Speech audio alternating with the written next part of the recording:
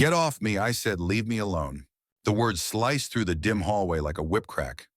Emily Carter's voice shook with panic, but there was something else buried beneath the fear. Steel. Not loud, but sharp. The kind of edge that didn't come from volume, but from having been sharpened by countless quiet battles no one ever saw. The space behind Ridgewood High's gym was always a little darker than the rest of the school. The flickering light overhead cast warped shadows on the lockers, and the scent of mildew clung to the cracked tiles like an invisible warning. This wasn't a place where teachers wandered. It was a blind spot, and blind spots were dangerous, especially for someone like her. Emily was new.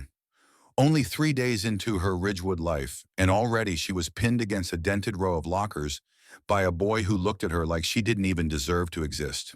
Bryce Dalton, star athlete, senior, son of a man who practically owned half the town. He was everything she avoided. And now he was less than 12 inches from her face, his breath hot, his smirk cold. "Relax, Carter," he sneered, one hand pressed beside her head, caging her in. "We're just talking." Behind him, 3 of his sidekicks laughed. Not loudly, but just enough to make sure she heard. Enough to let her know that this was a performance.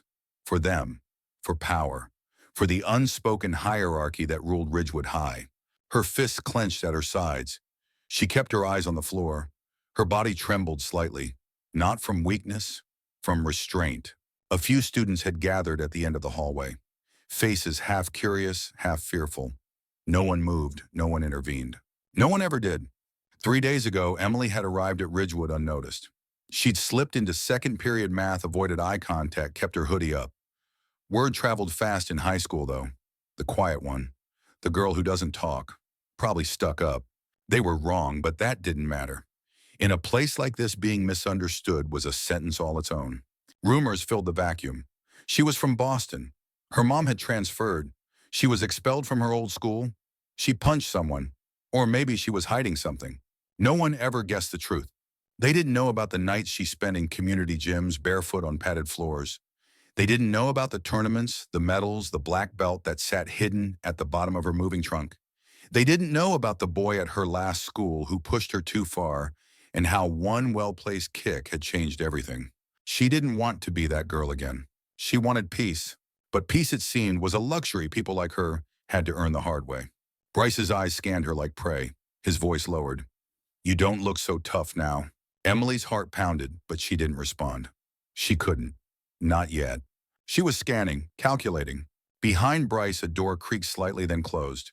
It was Miss Fields. She had seen them. The old chemistry teacher who always looked 2 minutes from retirement. She paused, saw Bryce, saw the smirking boys, saw Emily's back against the lockers, and then she walked away. Emily didn't blame her. Not really, this wasn't her fight. And besides, Bryce's father donated a quarter of the school's athletic budget.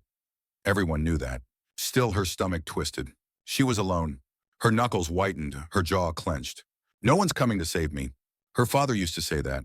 Before he left, before everything. "No one's going to save you, Em," he'd mutter. "So don't wait." Bryce leaned in. "You're trembling," he whispered mockingly. "That's cute." That was it. That was the line. Emily slowly looked up, finally meeting his gaze. And in that moment, the trembling stopped. "I'm warning you," she said. Her voice was low, calm, dangerous in a way that only someone who's seen the edge can be. Bryce blinked just for a moment, then he laughed. "Warning me? That's adorable. Do you know who my dad is?" It wasn't a question. It was a threat, a declaration, a dare. And Emily recognized it. She had heard it before. So many versions of the same toxic entitlement, and they always thought they were untouchable. Always, until they weren't. Her eyes drifted past him to the hallway, to the other students, to the silence that surrounded them all. This was theater. Bryce needed an audience. Needed her to beg or cry or plead. She did none of that. Instead, she inhaled slowly, deep into her stomach, letting the breath settle her heart. And then very carefully she said, "You should walk away." Bryce's grin faltered. Just a fraction. She didn't move, didn't flinch. But something in the air shifted. Behind her stillness there was motion. The kind that comes from discipline, from training, from knowing you can hit but choosing not to. The crowd watched, waiting for the explosion. But Emily didn't strike. Not yet. Bryce scoffed and leaned back, stepping away with exaggerated bravado. "You're lucky I'm feeling generous. he said loud enough for his boys to hear. But even they sensed something was off. Emily turned and walked away, head high, spine straight. She didn't run. She never ran. Not anymore. That night after dinner, her mom had gone to bed early. Emily sat alone in her room, the glow of her desk lamp casting warm shadows across the wall.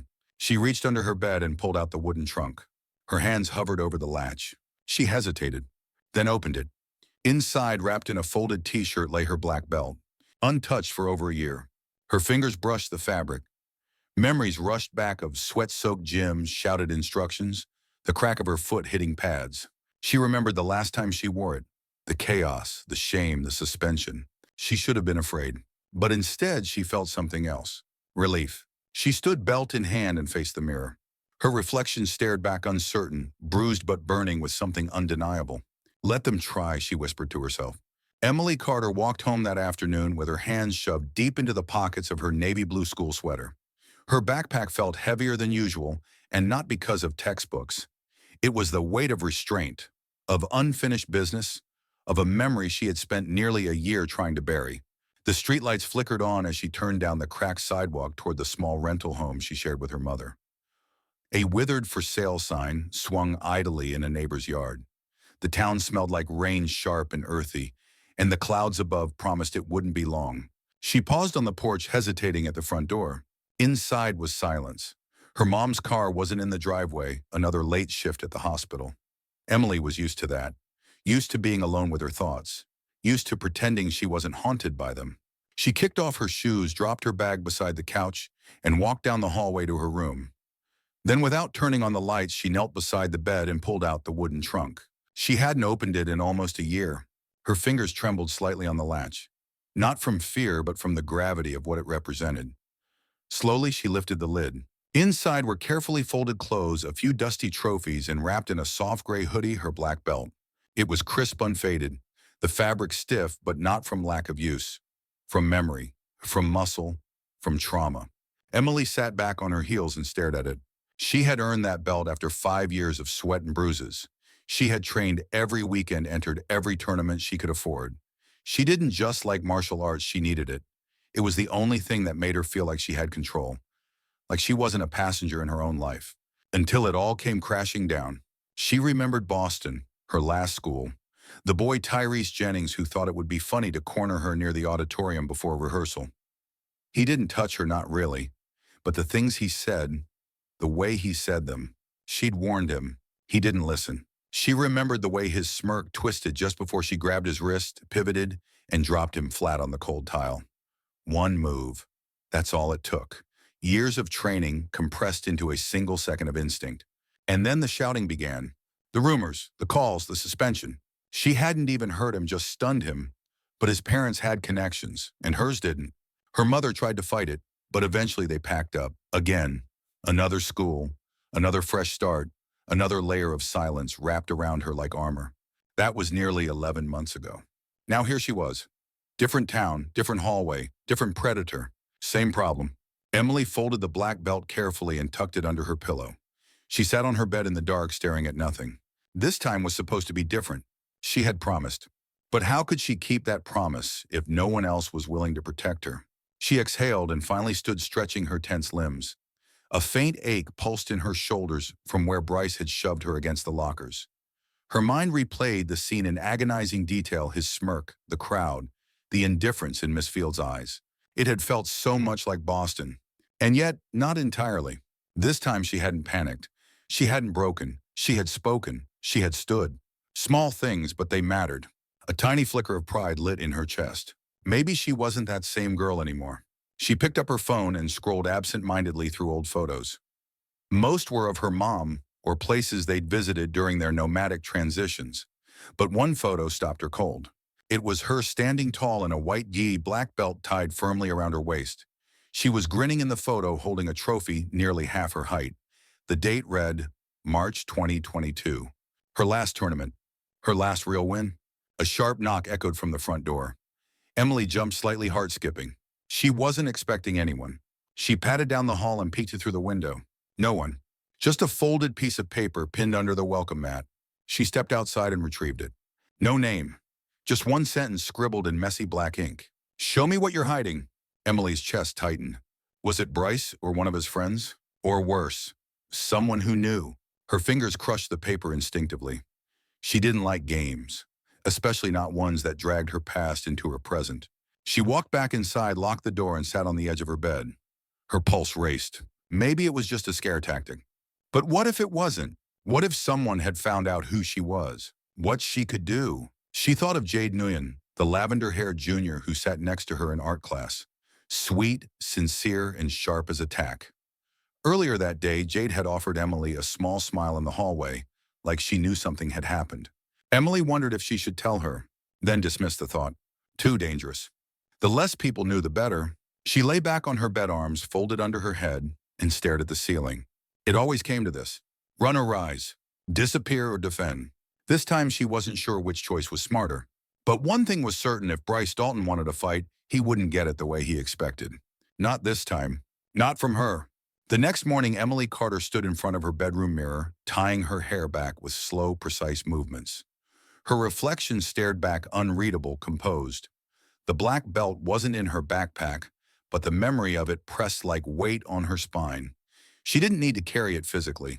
Its presence was already stitched into her posture. Outside, clouds sagged over the rooftops. The walk to Ridgewood High felt longer than usual. The usual sidewalk chatter seemed distant, muffled by the thrum of unease. The note from last night, it still hadn't left her mind. Show me what you're hiding. The paper was gone now, torn and flushed, but its message still clung to her like smoke. By the time she stepped onto campus, the rain had started. She passed the front steps where clusters of students huddled beneath awnings, their eyes tracking her. Some with curiosity, some with contempt, and others she couldn't tell.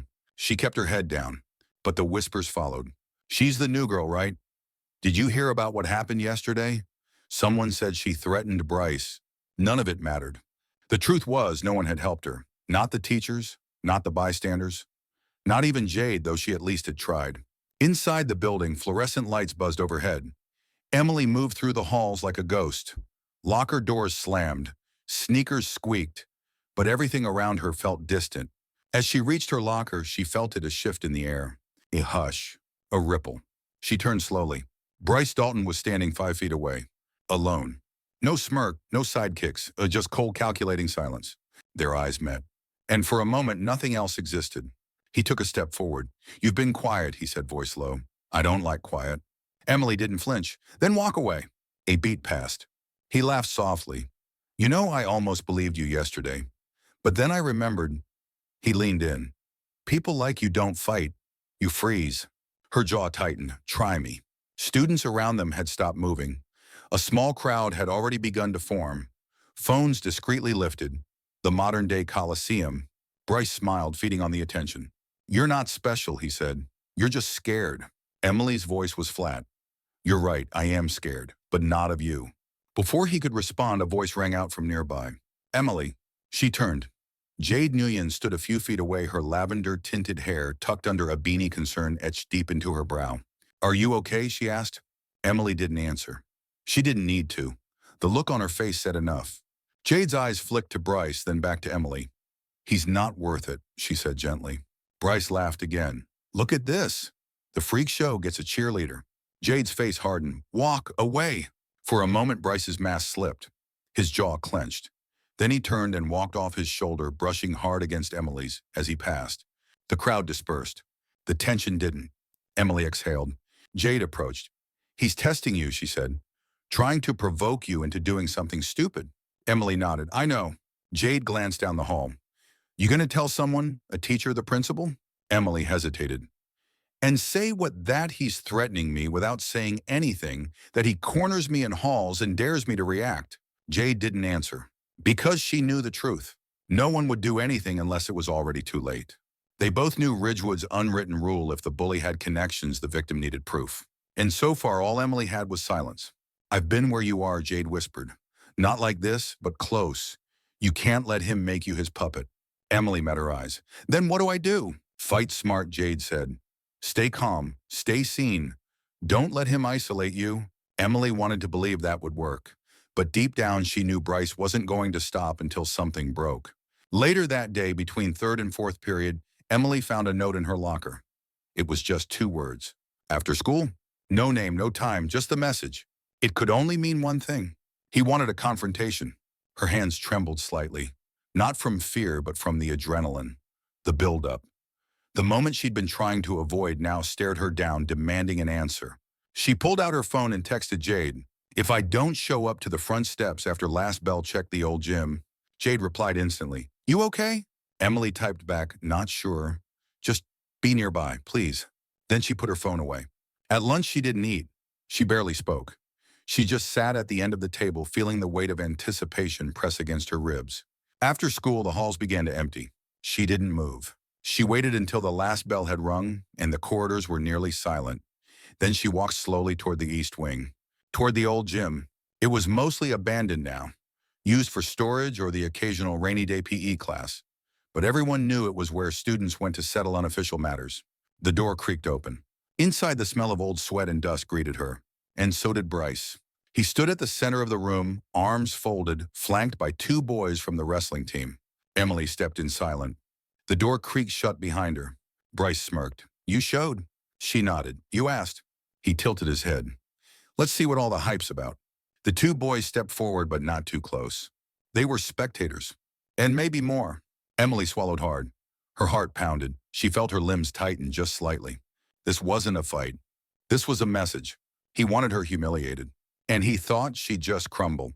But what he didn't know, what no one knew, was that Emily Carter had already made her decision the night before. She would not be a victim. Not again. Not here. Emily Carter didn't sleep that night. The rain had started around midnight and turned into a dull, rhythmic tapping against her window by 2 in the morning. She lay under the covers with her eyes wide open, watching shadows crawl across the ceiling. She had turned the note over in her mind 100 times. After school. That's all it had said. But everything about it screamed threat. She'd felt it in Bryce's eyes. The way his voice dropped in the hallway. The look his goons gave her, half amusement, half warning. It wasn't a prank. It was an invitation to humiliation. But not the kind she was used to. This was calculated, orchestrated. Bryce wanted her to break, and he wanted an audience when it happened. At 5:30 a.m., Emily got out of bed and walked quietly to the bathroom. She washed her face with cold water, her reflection staring back through the steam. Her jaw was tight, her eyes were steady. "You don't have to fight," she whispered to herself. But she didn't believe it. Not really. Because there were different kinds of fights, and this one had already started the moment she'd said no to being silent. By the time she reached school, the storm had passed, but the air still carried that dense pressure that made people restless. Her steps echoed on the sidewalk. Her eyes flicked toward every corner, every moving shape, half expecting Bryce to appear early. He didn't. Not yet. She walked through the front doors, trying to look as normal as possible. Backpack, hoodie, headphones half in, even though nothing played. Her body moved, but her mind was locked on what was coming. She didn't eat breakfast. She didn't talk to anyone. Every class was a blur. Teachers' voices washed over her like static. At lunch, she sat alone for the first time in days. Jade Nguyen usually found her by now, but maybe Jade was giving her space. Or maybe she sensed that something had shifted, something dangerous. Emily didn't blame her. The tray of cafeteria food in front of her remained untouched. Suddenly, a shadow fell over the table. "Mind if I sit?" It was Jade. Emily looked up. Jade was already pulling out a chair. "You look like you're on another planet," Jade said softly. Emily sighed. "I might be." Jade leaned in. "Did he say something again?" Emily didn't answer. Instead, she pulled out her phone and showed Jade the last message after school. Jade's expression darkened. "The gym." Emily nodded. Jade started, but Emily raised a hand. "I'm not going there to fight," she said. "But you are going," Jade said flatly. Emily nodded again. "If I don't go, he wins. He'll keep coming." Jade looked at her for a long moment. "Then let me come too." "No," Emily said quickly. "If things get out of hand, I need someone outside. Someone who can get help." Jade's throat bobbed. "You really think it'll get that bad?" "I think he wants it to," Emily said. Jade hesitated. "Okay, but promise me if he touches you, if anything happens." "I know," Emily said. "I'll be careful." Jade reached across the table and gently squeezed her hand. "You're not alone, okay?" Emily didn't say anything, but she didn't pull her hand away. The last bell rang at 3:05 p.m. Emily waited until 3:15 before moving. She wanted to be sure the halls had emptied.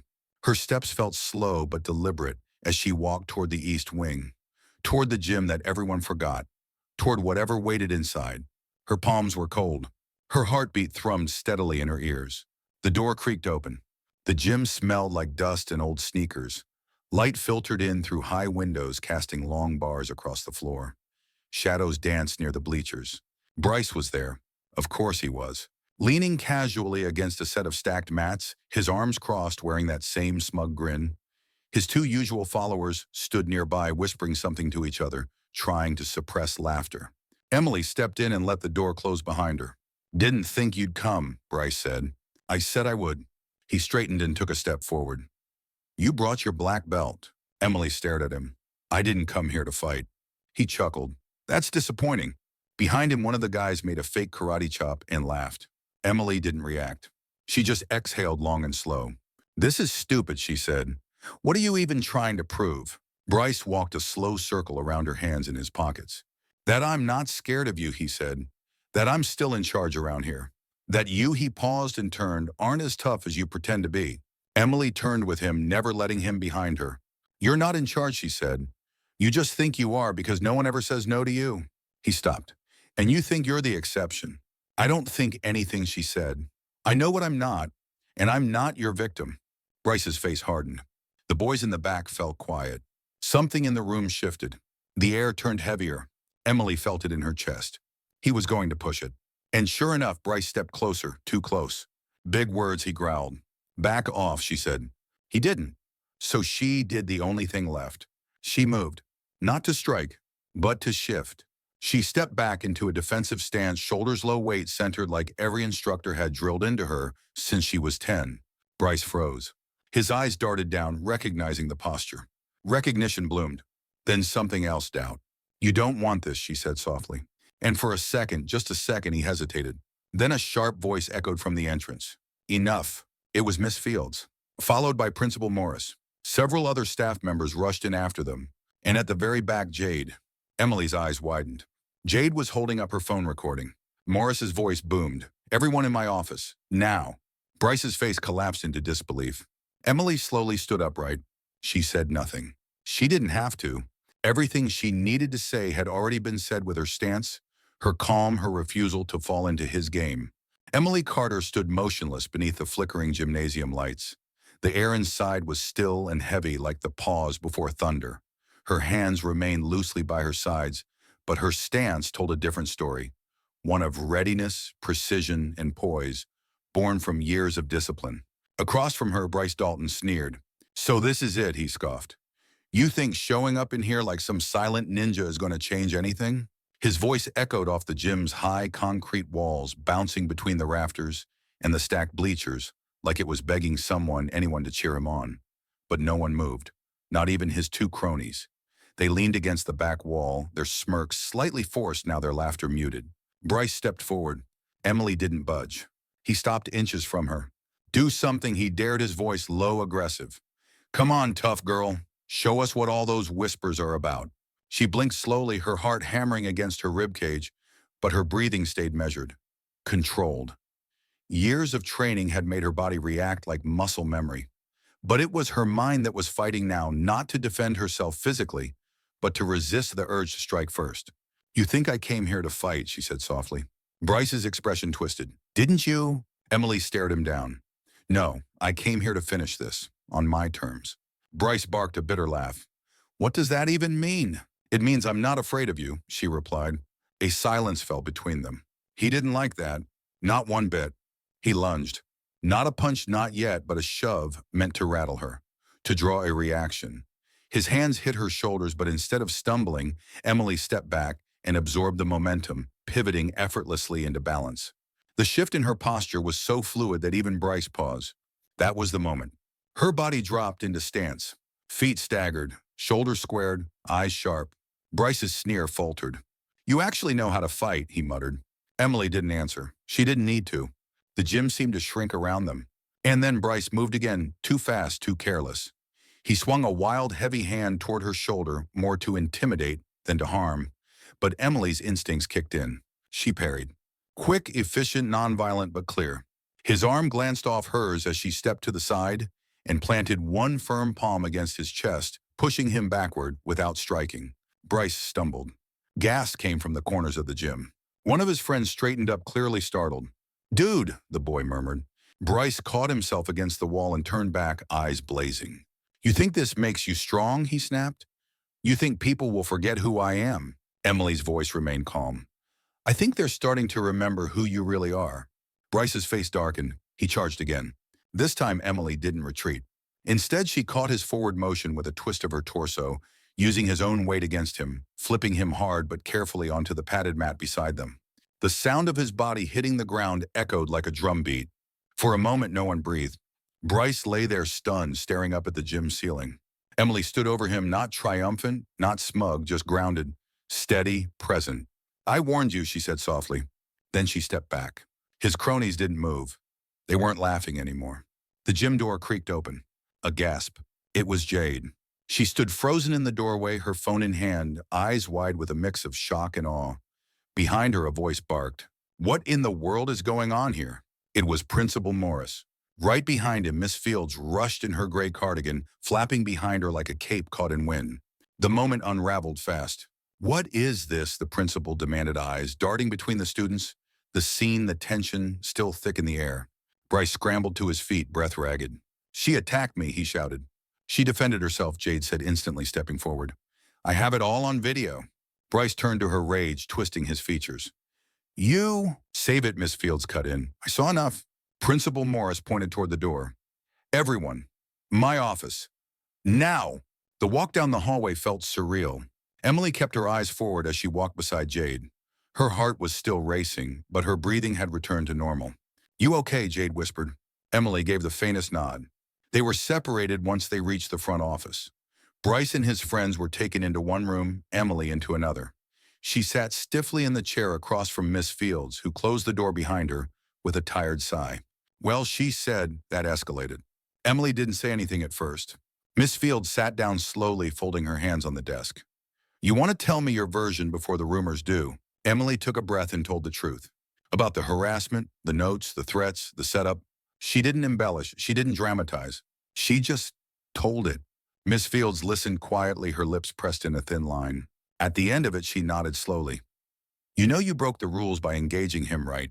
"I didn't throw a punch," Emily said. "I didn't hurt him, I know." Miss Fields interrupted gently. "That's why you're not in trouble." Emily blinked. "What?" Miss Fields sighed again. "One of Bryce's own friends came forward, said it was all a setup, said Bryce wanted to embarrass you, that you didn't start it." Emily's shoulders sagged, the tension finally releasing from her spine. "We'll talk about consequences later," the teacher continued. "But for now, go home. Rest. You've been through a lot." As Emily stood to leave, Miss Fields added quietly, "Thank you for not giving in to what he wanted." Emily paused in the doorway, and for the first time since she'd arrived at Ridgewood High, she smiled. Emily Carter walked through the school hallway like she'd crossed through a storm and somehow stepped out the other side wet, cold, but intact. As she left the principal's office, her legs felt like lead, her body buzzing with leftover adrenaline. Her backpack bounced gently against her side as she moved past classrooms where students peeked through door windows. They all knew something had happened, and they knew who it involved. In high school, word traveled faster than light, but Emily wasn't concerned about whispers anymore. Not today. She turned the corner and nearly ran into Jade Nguyen, who was standing outside the nurse's office, arms crossed, face pale with concern. "What happened?" Jade asked before Emily could speak. "I told them the truth," Emily said simply. Jade blinked, and one of Bryce's friends confessed, she added. "Told them everything. That it was planned. That he wanted to humiliate me." Jade exhaled, her shoulders sagging. "You're not in trouble." Emily shook her head. "No, but Bryce is." Jade raised a brow. "Like, really, or we'll talk to him kind of trouble?" "They're suspending him indefinitely," Emily said. Jade let out a slow whistle. Wow, finally, someone actually listened. The two girls stood in the hallway, the fluorescent lights humming above them, the world spinning just a little differently now. "It still feels unreal," Emily admitted. "Because it is," Jade said. "Guys like him, they usually get away with everything." "Not this time." "No," Jade agreed, "not this time." Later that day, Principal Morris held an emergency staff meeting. The faculty was instructed to review their incident response protocols. Miss Fields took the opportunity to speak out, not just about what happened in the gym, but about what she'd witnessed over the past year. "There's been a culture of silence here," she said firmly, her voice shaking slightly. We have let students like Bryce operate in the shadows, and it ends now. By the time the final bell rang, the entire student body knew Bryce Dalton had been suspended. Some were shocked, others were relieved, and a few were angry. Emily saw it in their stares, the kids who used to orbit around Bryce like moons. They weren't laughing in the hallways anymore. They were watching her. She felt the heat of their glances, the discomfort behind their silence. But there was something else too, something she hadn't felt since arriving. Respect, even fear. That night, Emily sat on her bed with her knees pulled to her chest. The black belt lay beside her on the comforter, no longer hidden in the trunk beneath her bed. She stared at it, thinking of how much it had once defined her and how she had spent a year trying to forget it. Now it was a symbol again. But this time it wasn't about fighting. It was about courage. There was a knock at the door. Her mom stepped in, eyes tired, scrubs still on. "I got the email from school," she said quietly. Emily looked up, guilt surfacing. "Are you mad?" Her mother crossed the room and sat beside her, smoothing a hand over her hair. "No," she whispered. "I'm proud." Emily's throat tightened. "I was scared," she admitted. "I thought if I used it again, I'd ruin everything like before." Her mom smiled sadly. "You didn't ruin anything, sweetheart. You stood up for yourself." Emily blinked back the tears. I didn't want this to happen. I didn't want any of it." "I know," her mother said. "But you didn't choose the fight. You chose to end it." They sat there in silence for a while, wrapped in that small, sacred moment between a mother and a daughter who had both fought their own battles. The next morning, Emily walked into school with her head high. She wasn't trying to be seen. She just was. Students whispered in passing. Some nodded. Others looked away. And one, a quiet freshman with braces, slipped her a folded note between classes. Emily waited until she was alone to open it. It read, "Thank you for what you did. I've been scared to tell anyone what he said to me, but now I think I can." Emily folded the paper carefully and tucked it into her notebook. Outside the library, she found Jade surrounded by a small group of students talking with excitement. They were scribbling on a whiteboard, drafting plans. Jade turned when she saw her. "There you are," she grinned. "I was hoping you'd come." "What's this?" Emily asked. "Step 1 of Stand Strong," Jade said, handing her a flyer. Emily read the bold text. "Peer support club for anyone who's been silenced. We hear you. We're with you." Her chest tightened. "You're starting it?" she asked. "We're starting it," Jade corrected. Emily smiled, a little uncertain. "You really think people will join?" "I think they already are." Just then another student approached, one Emily recognized from the gym, one of Bryce's other victims. He handed over a name for the sign-up sheet and quietly walked away. Emily watched him go, then turned back to Jade. "I don't know if I'm ready to lead anything." Jade shrugged. "You already did." Later that week, Principal Morris made an announcement over the loudspeaker. Effective immediately, Ridgewood High would be implementing new anti-bullying policies, including mandatory bystander intervention training and a confidential reporting system. Whispers rippled through the halls. Some called it damage control. Others called it long overdue. But Emily just called it progress. And as she stood near the entrance handing out flyers, she spotted another girl, new quiet eyes darting nervously toward the lockers. Emily approached her and offered a smile. "Hey," she said, "want to join something that might make things better?" The girl blinked. "You're the one who—" "Yeah," Emily nodded. "That was me." The girl took the flyer. And for the first time all day, she smiled back. The following Monday felt different. Emily Carter stepped through Ridgewood High's front doors, expecting the same cold glances, the same hushed tones that had followed her for months. But something had shifted. The atmosphere hummed with a quiet, cautious respect. Like the air just before sunrise, uncertain, but ready. Posters lined the bulletin boards now. Stand Strong Peer Support Club, Wednesdays after school, room 107. Jade Nguyen had made them herself, staying up until 2 a.m., with glitter glue and printer paper, refining the messaging, obsessing over the font size. Emily had offered to help, but mostly watched, overwhelmed by the idea that this club, this movement, had been born from one decision not to run. At lunch, Emily sat at the usual table near the window, but something new happened. A girl she didn't know slid into the seat across from her. She had tight curls pulled into a bun and a quiet confidence in her eyes. "Hey," she said. Emily blinked. "Hi, I'm Savannah," the girl said. "I'm not gonna lie, I was scared to talk to you last week." Emily tilted her head, confused. "Why?" Savannah looked down at her tray, shrugged. "Because Bryce used to sit at the table right behind you. And if he didn't like someone, they became invisible. Or worse." Emily nodded slowly. "Yeah, I know the feeling." Savannah met her eyes again. "But I saw what you did. I saw how you didn't let him control the story. Emily didn't speak, unsure what to say. Savannah smiled, small but sincere. You lit something. People are talking. People are waking up. Just then, Jade appeared, setting down her bag and grinning. And that, she said, pointing between them, is exactly why this week's meeting is going to be packed. Emily gave a skeptical laugh. You think so? I know so, Jade said. That Wednesday, they had to move the club to the choir room. Room 107 couldn't fit the number of students pouring in. By 3:45 p.m., 30 chairs were filled. Another dozen stood in the back. The air buzzed with nervous energy, like the room itself didn't know how to handle so many truths pressing against its walls. Emily stood near the front back, pressed to the piano, her fingers twisting the edge of her hoodie sleeve. Jade stepped forward and clapped once. Okay, everyone, she said, voice loud but warm. We're not here to lecture. We're here to listen. And to be honest, silence. Then Jade turned to Emily. Would you like to start? Emily froze. All those eyes. Waiting. She swallowed. And then nodded. She stepped forward slowly, looking down at the floor before raising her head. I didn't want to be noticed, she said, voice soft. I didn't want anyone to know what I used to do or who I used to be. Someone coughed. Someone else shifted in their chair. But then someone pushed me, she continued. Hard enough that I realized silence wasn't safe anymore. And when I finally stood up, I thought I was alone. She scanned the room. But I wasn't, and neither are any of you. There was a pause, then unexpectedly applause. Not loud, not dramatic, just real. And that's when it happened. A freshman boy stood up. I want to share something, he said, voice trembling. I was shoved into a bathroom stall by Bryce and his friends 2 weeks ago. They laughed. Took my backpack. I never told anyone. But now I wish I had. He sat back down quickly, head bowed. Another girl spoke. Then another. The room became something sacred, a safe place, a launch pad. After the meeting, Emily sat on the school steps watching as students filtered out, still whispering, still reeling. Jade plopped down beside her with 2 granola bars. Told you it'd be big. Emily chuckled, unwrapping hers. You're starting to sound like a prophet. Jade grinned.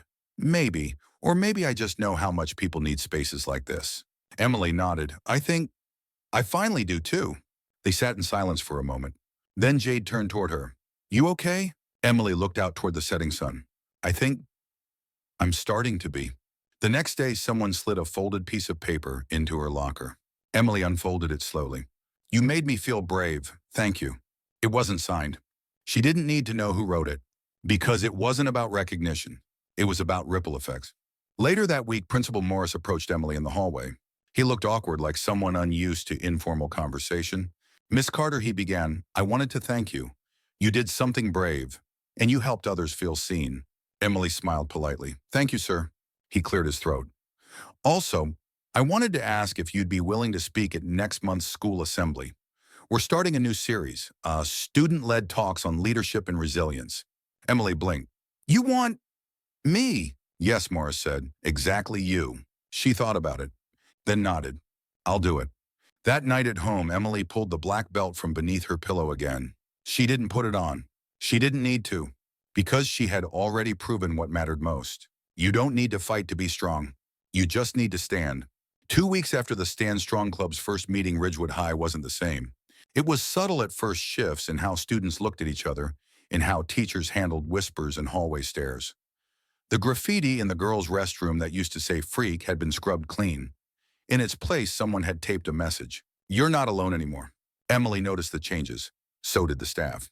But perhaps the most powerful moment came on a cloudy Thursday morning during third period English, when Mr. Hawkins set down his chalk, looked around the room and asked, who here has ever felt invisible?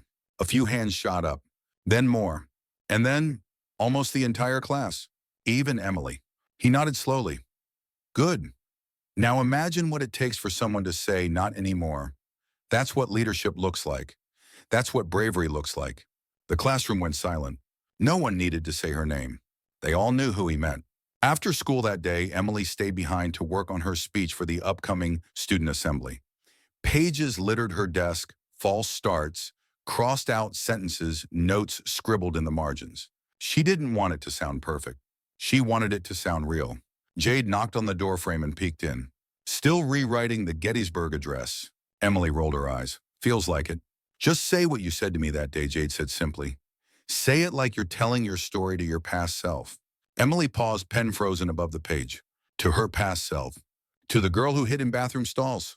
To the girl who wore shame like armor. She wrote, and this time, the words stayed. By the time the assembly arrived, Ridgewood's auditorium was packed. Students whispered in the dark as teachers stood by the exits, trying to maintain order. Principal Morris took the stage first, introducing the new Student Voices Initiative. Then he stepped aside. Spotlight. Silence. Emily took the stage. At first, she didn't say anything. Just stood there, small alone, holding a microphone with both hands as if it might float away. Then she looked up and spoke. I used to think silence was safety, she began. But silence was where my fear lived. She scanned the audience. I let others define me. I let their laughter tell me who I was. I believed them when they said I wasn't enough, that I wasn't strong, that I didn't matter. She paused, the microphone trembling slightly in her hand. But one day I remembered something. I remembered that being quiet doesn't mean you're weak. Sometimes it means you're watching, you're learning, you're waiting. More silence. And then her voice grew steadier. And when that moment comes, when you decide to speak, to fight, to rise, your voice carries more than just your pain. It carries the voices of everyone who couldn't speak before. Murmurs from the crowd. I'm not the strongest person in this room. I'm not the smartest or the bravest.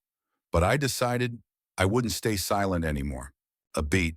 And neither should you. When she stepped back, the auditorium exploded into applause. Not polite claps. Not forced school spirit. Real, thunderous, unstoppable. Students stood up. Teachers wiped tears. Somewhere in the middle row, Jade whooped louder than anyone else. Emily smiled. It didn't feel like a victory. It felt like a beginning. In the weeks that followed, the Stand Strong Club grew into something bigger than anyone expected. A quiet boy named Elliot began tutoring students who'd fallen behind because they were afraid to ask for help. A group of girls who had been bullied in middle school hosted a workshop called Turning Pain into Power. Even Savannah, once too afraid to be seen, spoke during lunch about digital harassment and reclaiming self-worth. Each voice, each small flicker, joined the growing fire. Emily didn't lead every meeting. She didn't need to. She had become the spark, not the flame. And that was enough. On a rainy Friday afternoon, Emily was called to the office. Not the principal this time. It was the school superintendent, Ms. Carlisle, a poised, silver-haired woman with eyes that missed nothing. I wanted to meet the girl who changed the air in this building, she said with a smile. Emily blushed. I didn't change anything. I just spoke up. Ms. Carlisle leaned forward. Exactly, and that changed everything. She offered Emily a folder. Inside was an invitation. State Youth Empowerment Conference. Guest speaker nominee Emily Carter. Emily's heart stopped. This is real. Ms. Carlisle nodded. Very. I'm not special. Ms. Carlisle raised an eyebrow. Then why does your name come up in every staff meeting, every student journal, and every hallway conversation? Emily stared at the paper hands, trembling. You've done more than survive, Emily, the woman said. You've helped others start living. That night, Emily sat on the porch with her mom, watching the rain streak the window panes. She handed her the invitation. Her mom's eyes welled up. I always knew you had something to say, she whispered. Emily leaned against her. Took me a while to believe it. Her mom kissed her head. You believed when it mattered. And across town, in dozens of bedrooms and silent corners, other students wrote their own stories, drafted their own speeches, dared to imagine their own rising. Because one girl once said, you don't need to fight to be strong, you just need to stand. And they did. The morning of the conference, Emily Carter stood in front of the full-length mirror in her bedroom, hands clasped tightly. Her once overlooked reflection now looked back with strength, not the loud, defiant kind, but the steady, self-owned kind. She wore a navy blue blazer, a soft pink shirt underneath, and a silver pendant shaped like a flame. A gift from Jade. On the back, a small engraving, the first spark is the hardest. Her mother drove her to the state capitol's civic auditorium, a towering building of glass and history. The marquee outside read, Youth Empowerment Conference, speak, lead, change. Inside, young people from all over the state buzzed with nervous energy. Some clutched notes. Others rehearsed in corners. But when Emily walked in, something happened. Whispers, eyes turned. Not because of her outfit, not because she looked different, but because the story of the girl who stood alone and changed her school had spread faster than she ever imagined. A tall girl from another district walked up to her and said, I started a peer safe space club because of your assembly video. Thank you. A boy added, you made me want to stop hiding my stutter. Emily blinked. She didn't even know these people, but they knew her. Her speech came last. A closing keynote titled simply, "When One Voice Becomes Many." As she walked onto the stage, spotlights warmed her shoulders. The auditorium was packed. Students, parents, educators, policymakers. Her voice didn't shake this time. "I was once called invisible," she began, pausing.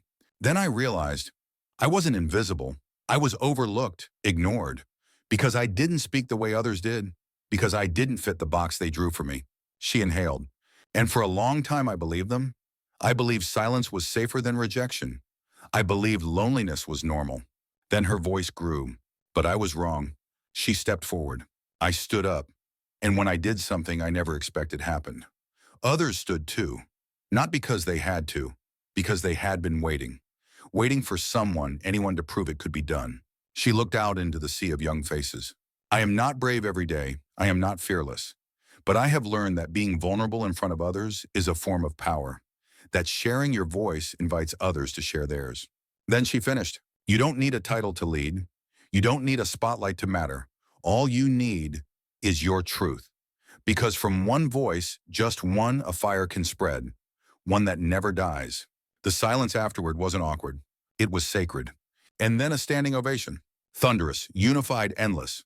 Tears streamed down faces. Not of pity, but of recognition. After the conference, Emily sat by the reflecting pool outside, shoes off, feet brushing the water. Jade called her. "I watched the live stream," she said breathlessly. "Emily, the way you spoke, you didn't just make them listen. You made them feel." Emily smiled. "I think I'm starting to feel too, for the first time in a long time." A pause. Then Jade said, "You ready to come home and change the world again?" Emily chuckled. "Let's start with homeroom." Back at Ridgewood High, new posters appeared. "Voices Week. Every student has a story." There were open mics in the cafeteria, poetry on the hallway speakers. Even the morning announcements included 5-minute segments of students telling their personal journeys. Emily didn't run them all. She didn't need to. She had done her part. The rest was catching fire. One afternoon, a freshman girl walked up to her locker, tiny, red-haired, nervous. "I saw your speech," she whispered. I want to tell my story too." Emily didn't respond right away. She just smiled and handed her a flyer. "Your Voice, Your Power, Friday, room 107. The club now had over 60 members. The school adopted a peer mentorship system. Bullying referrals dropped by 70%, but Emily never chased the numbers. Because she understood something deeper now. Leadership isn't about loudness. It's about listening. It's about standing firm even when your knees shake. It's about offering your hand before they ask. Months later, at the year-end awards, Principal Morris presented a new plaque to be hung in the front hallway. It read, "The Emily Carter Courage Award for those who turn silence into strength." She tried not to cry. She failed. But this time they were tears she welcomed. Tears that proved the quiet girl no one saw had become the reason so many others could finally be heard.